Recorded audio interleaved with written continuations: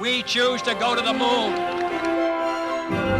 Not because they are easy. Liftoff. We have a liftoff. But because they are hard. It's one small step for man, one giant leap for mankind.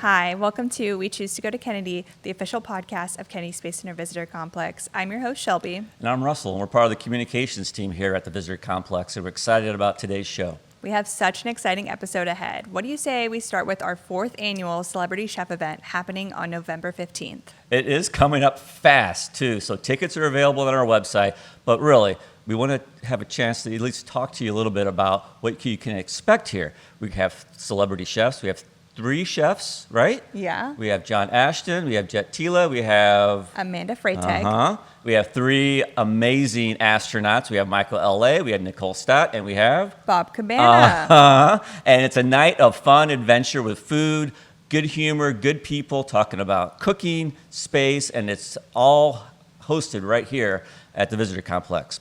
Exciting part about that is Jenna, our other communications colleague, had a chance to talk with John Ashton, talk about him coming back to visit us for this event. And I had a chance to talk with Tila. He's making his first appearance here, and so he's excited to join us. So let's watch those. Okay, so Taste of Space Celebrity Chef is just around the corner, November 15th. This is not your first time coming here. I'm so excited to have you back, have a friendly face with us. Tell me how you're feeling. Feeling grand. I'm really excited to come. I'm going to say back home because as soon as I enter the kitchen with Chef Gidget and all the team, I'm back home again. I love them, I adore them, and I miss them. And all of the family, all of the marketing team, Howard, Eric, everybody. I love just coming to the event. It's a fabulous event. And gosh, I'm getting so excited. I'll just keep talking without you asking me questions. But I will say that I think, it's the third or 4th time coming back. And now we've got a good following. We have guests come from all over the country to the event, and that makes it special. There's a couple of folks who come every year who has a birthday. Last year, myself and Duff sang happy birthday to them on stage, and that was just glorious. It's your 4th year coming back, but you've been cooking since you were 8 years old. Can you tell me a little bit about your story and how you got started in this? Yeah, England gave America the Beatles, we gave you the Rolling Stones, we actually gave you David Beckham, and you gave us WWF Wrestling, which is WWE now, I think it's called. And my brother would watch it on a Friday night, and there was a man called Hulk Hogan, and he would practice his moves. I had to go to bed earlier. The next morning I would get up and he would practice these wrestling moves on me, and he had me in this move called the sleeper hold. And my granny come in, gave us both a clip around the ear and took me in the kitchen. And that day we made bread. And I think the most beautiful thing, I can still see it now, I can feel the warm bread. It's a lady who's been through 2 world wars, never had too many pennies in her pocket, but she baked for the neighbours. I remember giving Mrs. Rawlinson that warm bread. And I truly think that was the part when I learned the gift of giving, but also that being a chef, you can really give back and help as well. Definitely. I love that story, and not only you have that incredible story, but you also tell stories through your cuisine. What's your story for Taste of Space this year? I know it's the 25th anniversary of the ISS. We're celebrating some international flavors. Can you give us a sneak peek of what you have planned? Yeah, I think my childhood, I just love the concept of this international flavors this year. It's brilliant, absolutely marvelous. And I'm from England. I know it's hard to tell looking at this video, but you can hear the accent, but the teeth are going to throw a lot of people off. These are American teeth. I got these in Chicago. So just in case anyone's watching this thinking, have Britain got good dentists now? They haven't. Anyhow, I love bangers and mash, and it's done correctly. It's one of those fabulous dishes that's so simple, so lovely. It all starts with the foundation, like most recipes, good mashed potatoes. So in the show, we'll talk about how do you make good mashed potatoes, because this is a great time of the year to talk about that. November, you think about November 15th, Thanksgiving's around the corner. How do you make the best mashed potatoes? So I'll be talking about what type of potatoes you use, but also the way of making them. And when I'll show them how to make these mashed potatoes, you can make them 3 days ahead of time. So a lot of the times at Thanksgiving, you'd always rush that day. You've got the stoves full with various pots and pans. The mashed potatoes, I think, are the best you'll ever have.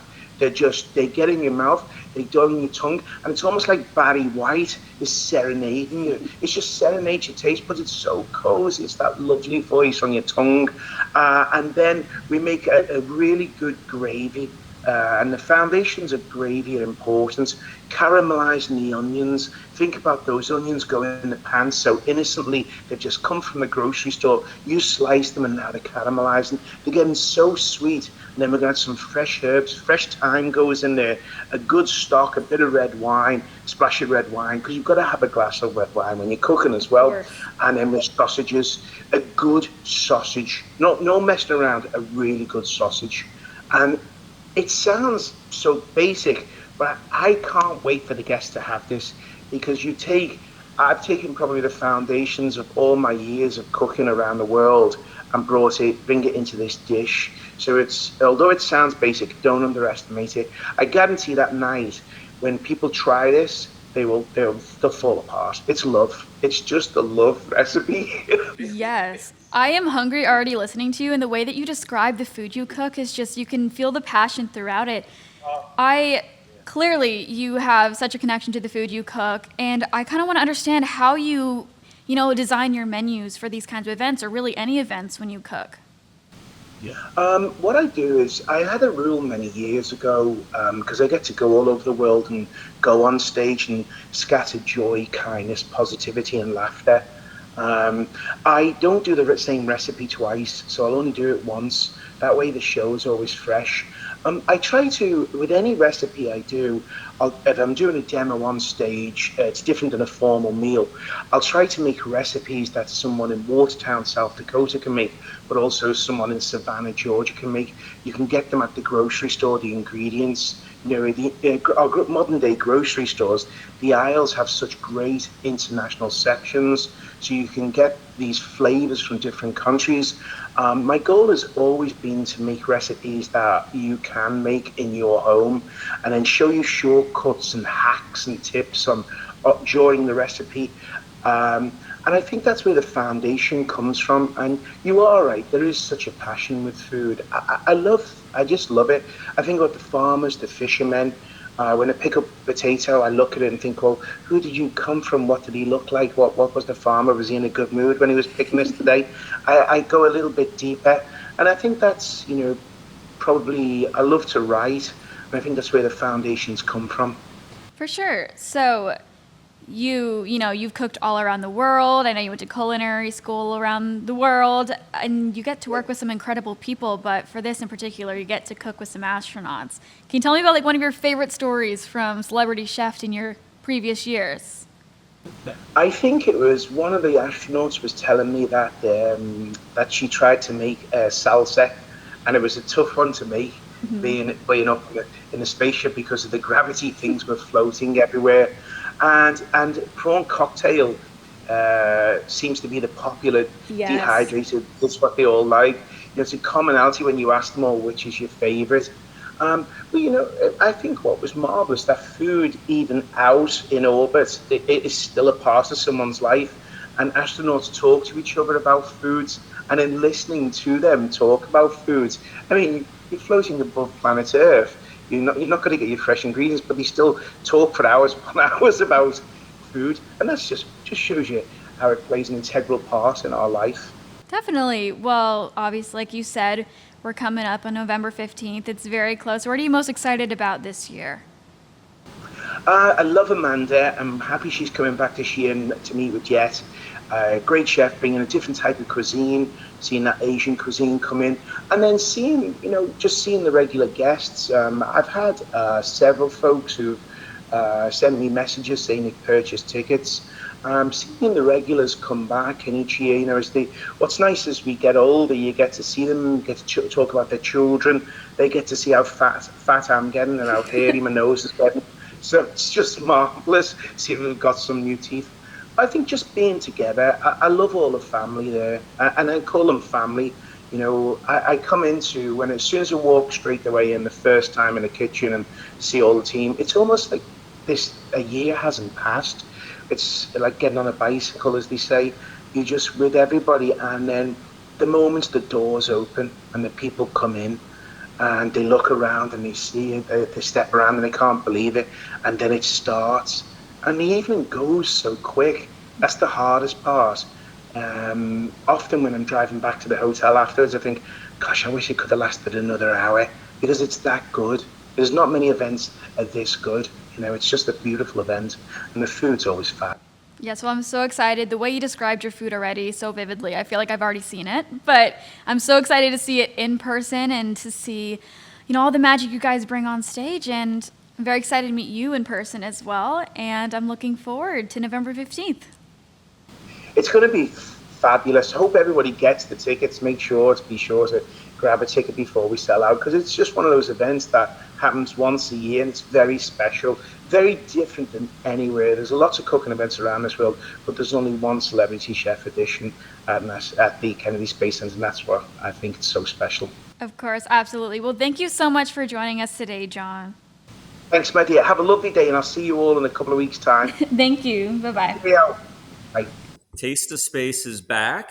Taste of Space Celebrity Chef Edition is coming up November 15th at Kennedy Space Center Visitor Complex. And this year, for the first time, we have Tila joining us from California. Is that where you are based right now? That's right, LA, California. And all the way across the country to Florida Space Coast to hang out with us. So first of all, it's your first time. Let's get to know you a little bit. Tell us about your food journey and your passion for creating memorable dishes. Yeah, I'll try to keep it brief. I come from a 3-generation food family. My family is originally from China, emigrated to Thailand, probably in the 40s. And then my parents were born in Thailand. They emigrated here to Los Angeles in 1966. We opened the first Thai restaurants and markets in the history of America. So I was a very typical restaurant, grocery store, worked for my family kid, and we had some amazing businesses. So my daycare, after school care, was not typical. I would bag groceries at the store, which became work in the produce department, the meat department, which became deliveries and actually running the grocery store, and then also every position in the restaurants growing up. I had a pretty I had concurrent apprenticeships all in food by the time I was actually college age. It was pretty amazing. I then went off to French and Japanese culinary schools, and I had bigger dreams than staying in restaurants with my families, and ended up working for some of the best, most amazing institutions and restaurants and chefs in the world, including Google and Wynn Las Vegas, um, and then I ended up at the Food Network about 15 years ago, and I judge, compete on a multitude of shows. I've written a ton of books, broken some world records. That's just kind of the short bio, but it's been quite an adventure. It is an adventure. It's an adventure just hearing the small, brief description of that. So, okay, going back to when you were, growing up as a child, working in the family business, obviously building a relationship with food, not only because of the culture of the family, but also as part of how you guys make money and kind of make Yeah. your place in the world. What kind of impact do you think that had on you as a child? I mean, there's if food was my 24 hours, it was my upbringing, right? I mean, we couldn't afford daycare or childcare, so and when you're basically in tow. So how does it affect you? I think it shaped my vision of what my small world was. But I think how it really shaped me was, I unknowingly became a food expert at a really young age, right? I mean, working every position in a restaurant from, let's say, working is loose when you're 5, 6, 7, and 10, but when you're 12 to 18, you're working. But having restaurant experience, retail experience, import export experience, I was cracking containers. I became a Thai and Asian food expert by the time I was 20 years old. I didn't really realize that until I went to culinary school. I started to have colleagues, and um, I knew a lot more than some of my chef instructors, and I was leaps and bounds ahead of my kind of contemporaries. So it gave me a heck of a leg up when I wanted to transition into the non-Asian world, into management, into R&D, into book writing. So I didn't know I knew as much as I did. How's that? So when you went to culinary school, you started training under some of these amazing chefs, learning new techniques. And I don't even know what you guys do. You guys create the art and we enjoy it. But was there a time when you felt like, okay, yeah, I can do this? Obviously you ended up knowing more than some of your instructors, like you just said, but was there a point where you said, yeah, I got this. I can see this happening for me? Um, wow. I think the first time I actually believed and saw that was when I went to culinary school. Again, my world was pretty small. It was deep, but it was small, right? Like it existed within the context of my family's businesses. But after that, I went to culinary school, and again, I excelled there in the hot foods section. And although my expertise was Asian, French cuisine it made sense to me because, you know, cooking is basically it all comes down to dry heat or moist heat. I mean, to get really boring and clinical, right?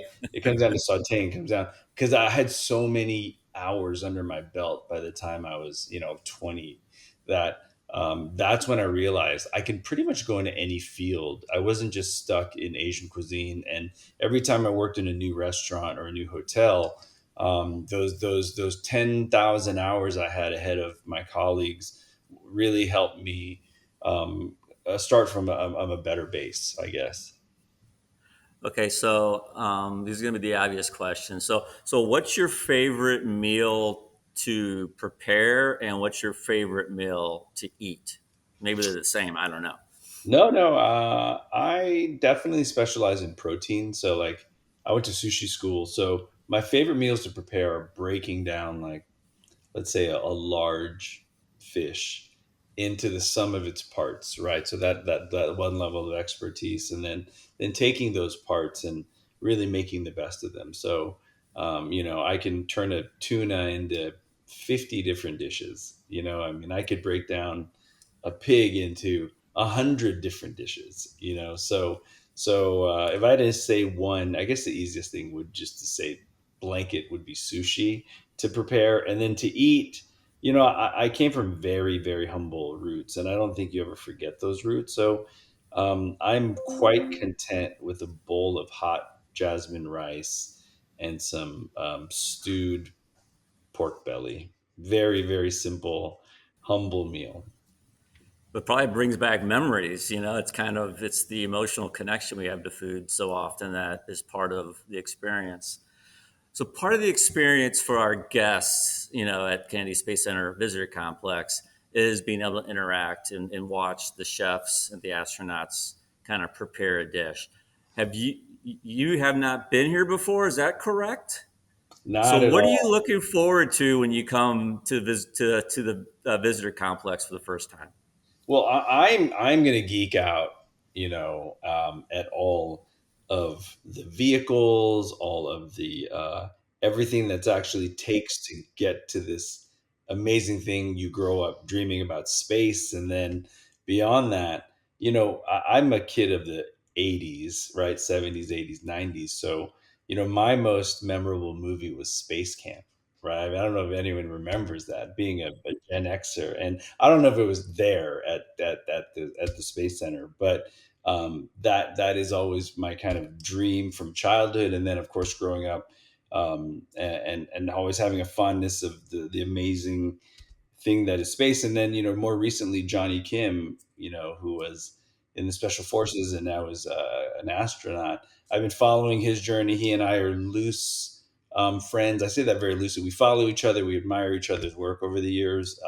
He is really the quintessential representation right at this moment of an Asian kid who's born in America, who suffered and struggled, and now from the SEAL teams to his MD at Harvard and now to NASA and space. So I have all those little romantic touch points. So I'm also bringing my kids. So I'm really excited to expose them at an early age. I mean, I would never have been able to do this as a kid because we can afford it. So now I want to expose my children to this. That is great. Yeah, we're excited to show off for you and your family to help make sure that they enjoy it like anybody else that comes here. Okay, so Amazing. what are you looking forward to for the actual Celebrity Chef edition the night of November 15th? What can we expect from you? What are you excited about seeing with the crowd?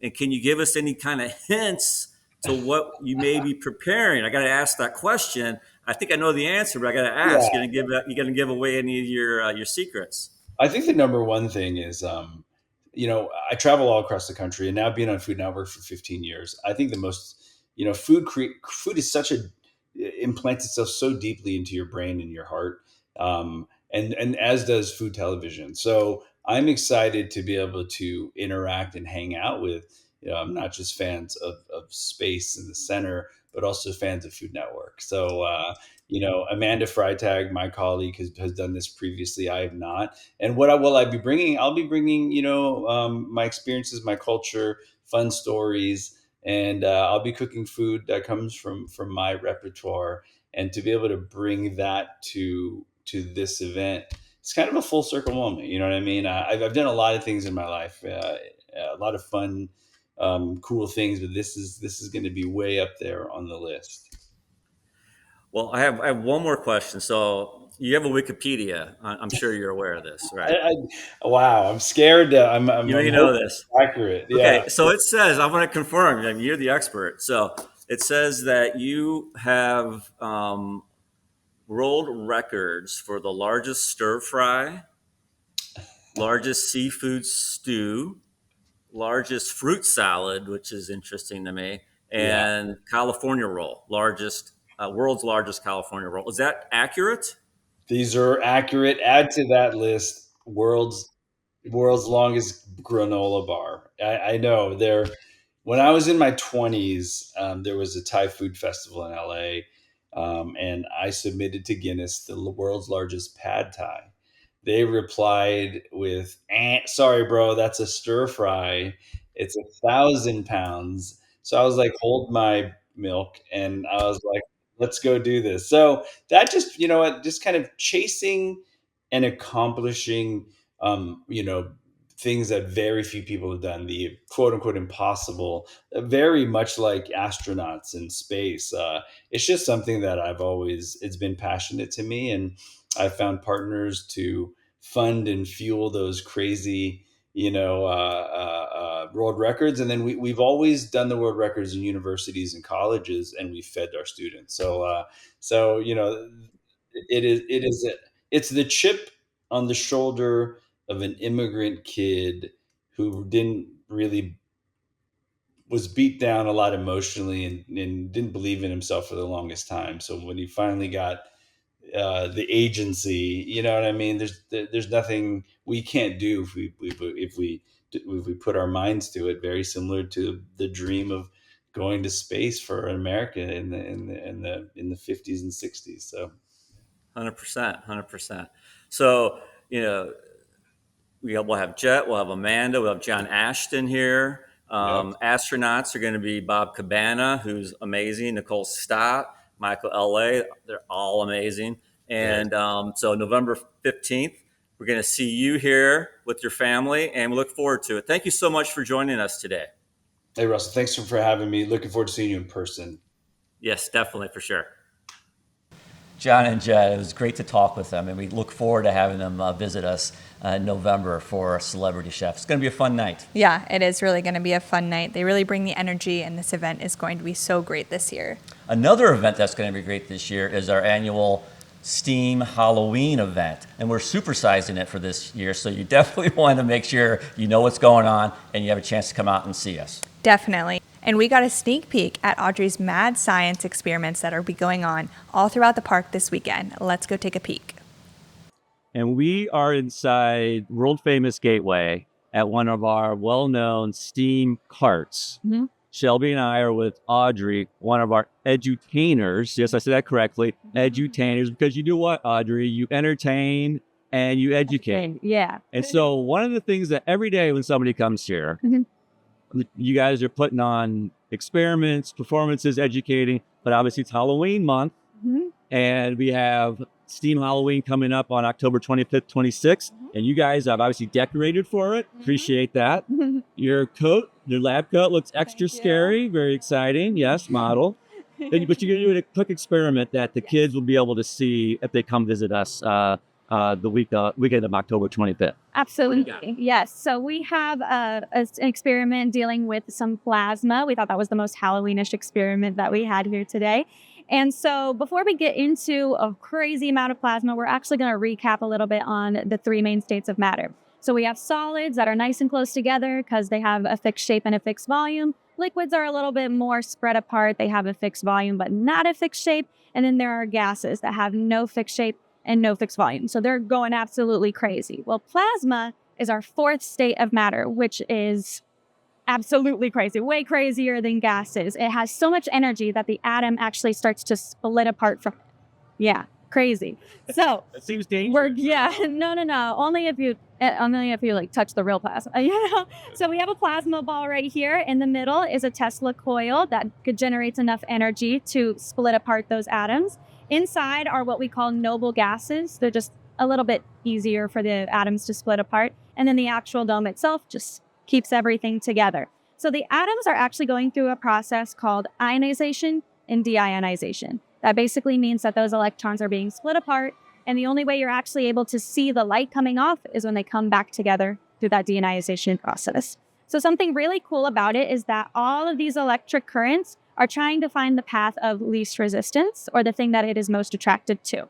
So it doesn't really know what it's most attracted to right now. It's kind of going crazy. However, if I put my finger right here, Shelby, look at that. yeah, it's going to be a little bit of a thicker line trying to get to my finger. That's because us humans, we're mostly made up of water, and what's inside of water? Electrons and ions. So that electric current is like, ooh, I really, really like that. So it's trying to get to me, and as you can see, it's trying its best, but it's kind of rising and breaking off. That is because as this electric current is getting to my finger, it's generating heat, and heat tends to rise. That's kind of why they tell you to stop, drop, and roll if you ever happen to be in a fire, right? But luckily, we're not in one right now. So if I put my finger to the top, as you can see, it's a little bit of a smoother line because that heat is already rising. So we're actually going to do a quick experiment right now dealing with a light bulb. We just have one of these fluorescent light bulbs that you can buy at any kind of store. They also have noble gases inside of them. Now, the really cool thing about our plasma ball is that the Tesla coil, the electric field coming from it, doesn't just stop at the dome. It'll actually extend beyond the dome. Are you going to light a light bulb? Yeah. Oh my gosh. Yeah. I don't even have to screw it into an actual fan. Yeah, that's so in order to light it up. Exactly. So that electric field and that energy is strong enough to cause all of the atoms inside of my light bulb to again split apart, go through that ionization and deionization process. And since again I'm the path of least resistance, I can try and get this to work. But I usually put my hand like this, and I see. Oh, it does like one by one. And yeah, it'll try and follow my hand because once again, I'm the thing it is most attracted to that I'm touching right now. So yeah, pretty cool with that. Very cool. And then last but certainly not least, we are going to try and create what I like to call a human electric field current chain. I got to work on the name. So we're going to turn that off for right now, or I'm going to attempt to. There we go. And so I'm going to actually, Shelby, have you hold one end of the stick right there. Now, this is called a circuit stick. The only way it works right now is if you close the circuit. So I'm going to actually have to close the circuit with your other hand. Yeah, like that. And that's how it's able to work. Because the energy in our body, the electricity in our body is strong enough to get it to work. But it doesn't work if you're just holding it with one hand. So hold it with one hand again.